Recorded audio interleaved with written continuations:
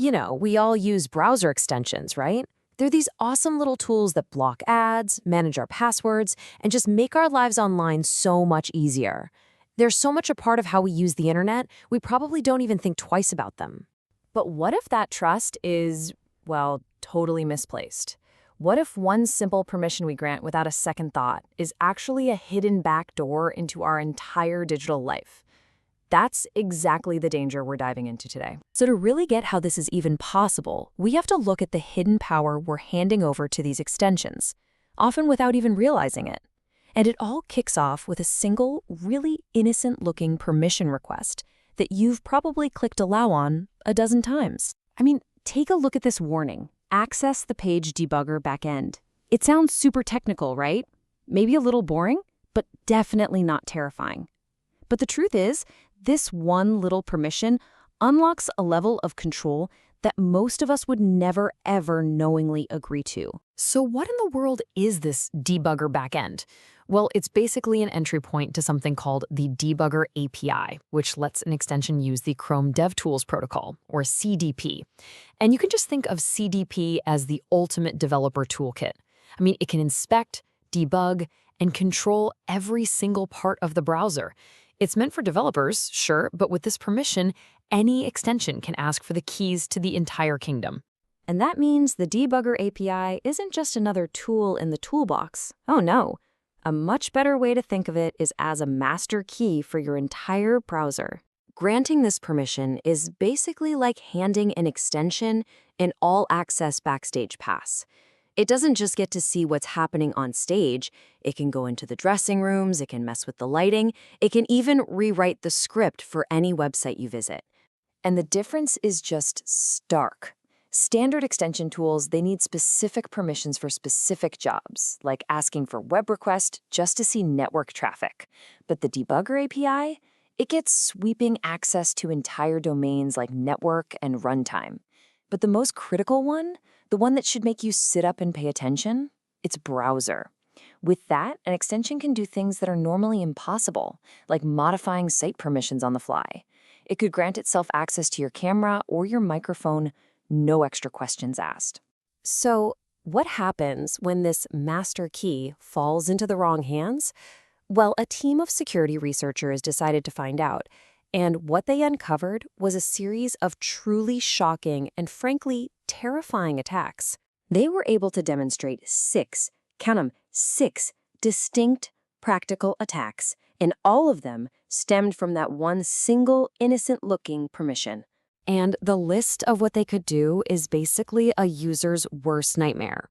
With this one permission, a malicious extension could track your entire browsing history. Yep, even in incognito mode. It could steal your passwords and credit card numbers right as you're typing them in.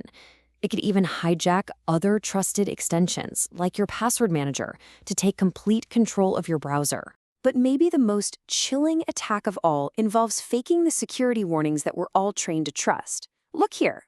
On the left, that's a real warning from Chrome. But on the right, that's a complete fabrication created by a malicious extension. It looks just as official, but that download update button, it doesn't upgrade anything. It installs malware. What this really means is an attacker can completely bypass the browser's most important lines of defense. They can intercept and literally change those critical security warnings, making an unsafe connection look perfectly fine, or turning a helpful alert into a delivery system for a virus. Okay, this all sounds absolutely devastating, which just begs the question, how on earth is this even possible?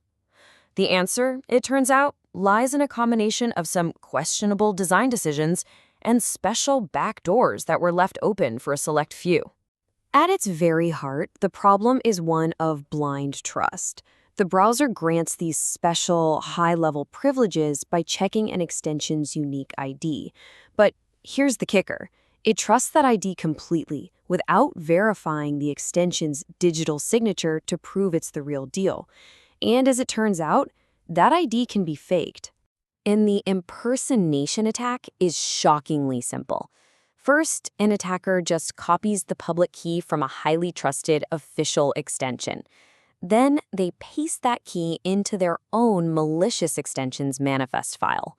And just like that, The browser sees the trusted key, gets completely fooled, and grants the fake extension all the special privileges of the real one. Now, to be totally clear, this kind of impersonation attack usually requires something called sideloading. That's installing an extension from outside the official Chrome Web Store. And yeah, that does require tricking a user into enabling developer mode. But security experts all agree this is a very realistic attack that has absolutely been used in the wild. So the researchers uncovered these really dangerous vulnerabilities, and they did the responsible thing. They reported them. The question is, what happened next? The response actually tells us a lot about the state of browser security today.